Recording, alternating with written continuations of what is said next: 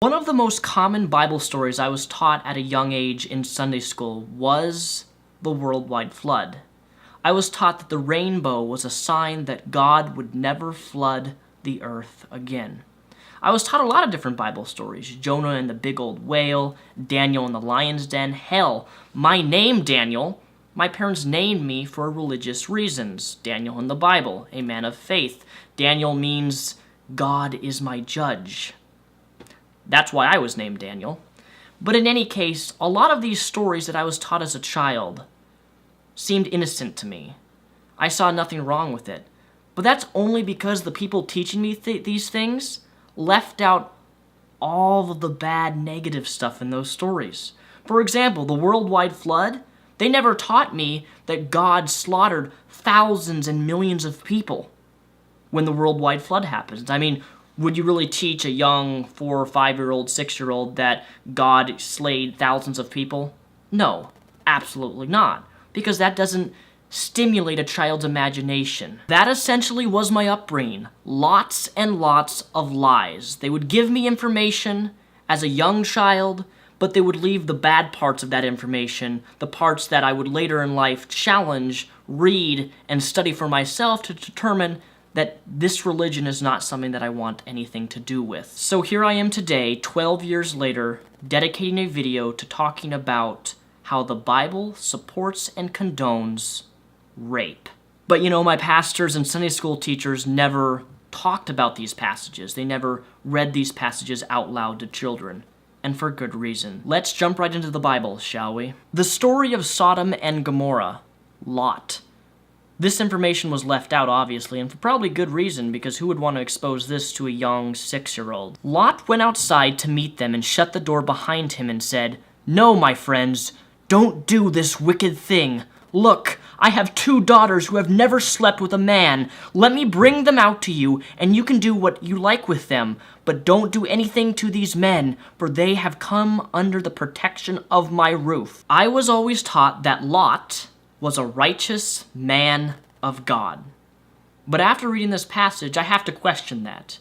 Is Lot really a righteous man of God? The fact that he would throw his 2 virgin daughters out to a mob of men, sexually violent men? So, you know, rather than protect your own children, you sacrifice your children up to be raped by a mob of different men to save your own fucking skin?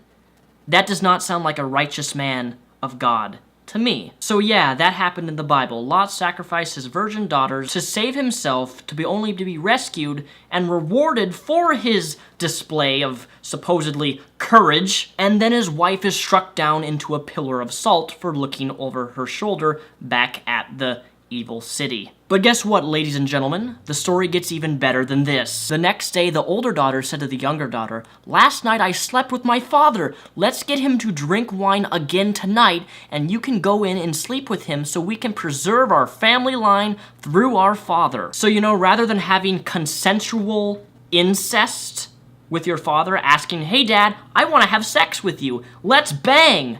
No, they get him drunk and they rape him. If we skip 2 books ahead to the wonderful book of Deuteronomy, we have another fantastic, amazing, loving story for you. If a man happens to meet in a town a virgin pledged to be married and he sleeps with her, you shall take both of them to the gate of that town and stone them to death. The young woman because she was in a town and did not scream for help, and the man because he violated another man's wife. So what this verse is saying here is that because the virgin who was raped did not scream for help, you stone her. You kill the rape victim for being raped. That's God's justice. This next rape passage in the Bible beats the previous 2 by quite a lot. While they were enjoying themselves, some of the wicked men in the city surrounded the house, pounding on the door. They shouted to the old man who owned the house, "Bring out the man who came to your house so we can have sex with him." Way to be blunt about it. The owner of the house went outside and said to them, "No, my friends, don't be so vile. Since this man is my guest, don't do this outrageous thing. Look, here is my virgin daughter and his concubine. I will bring them out to you now, and you can use them and do to them whatever you wish. But as for this man, don't do such an outrageous thing."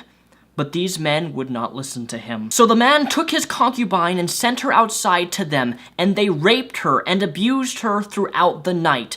And at dawn they let her go. At daybreak the woman went back to the house where her master was staying, fell down at the door, and lay there until daylight. When her master got up in the morning and opened the door of the house and stepped out of it and continued on his way, there lay his concubine, fallen in the doorway of the house with her hands on the threshold, and he said to her, "Get up, let's go!" But there was no answer. Then the man put her on his donkey and set out for home. When he reached home, he took a knife and cut up his concubine limb by limb into 12 parts and sent them to all the areas of Israel. So this woman gets brutally raped only for her to die the very next day. Then she gets cut up limb by limb after she's been raped. Why was I never taught these stories when I was a wee, young, little lad? There's one thing that I want you to come away with this video. It is the fact that the Bible is a despicable, evil, vile book.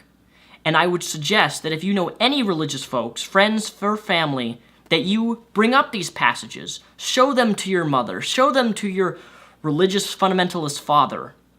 See what they have to say, because I guarantee you, unless your father or mother or friends or family are really fucked up, I have never seen a Christian or religious folks try to justify or excuse this passage. But usually what they say is, you should only focus on the New Testament. But we all know that the Old Testament wouldn't exist without the New Testament, and the New Testament wouldn't exist without the Old Testament. The Bible, as Christians like to call it, is a revelation. It is a prophecy. Both books have to work together. Without one, you cannot have the other. So there you have it, ladies and gentlemen. Thank you for watching this video. My name is Daniel Sulzbach, also known as Mr. Repzion. If you like this video, please feel free to check out my channel. I make a lot of variety of different videos here on YouTube. Right now, I'm working on a huge video going through contradictions in the Bible. It's probably going to be an hour in length. My channel is constantly changing content almost every single day. And if you like channels with lots of different variety of content, my channel may be just for you. If not, that's completely fine. In any case, thank you guys for watching. My name is Daniel Sulzbach, also known as Mr. Repzion. Peace.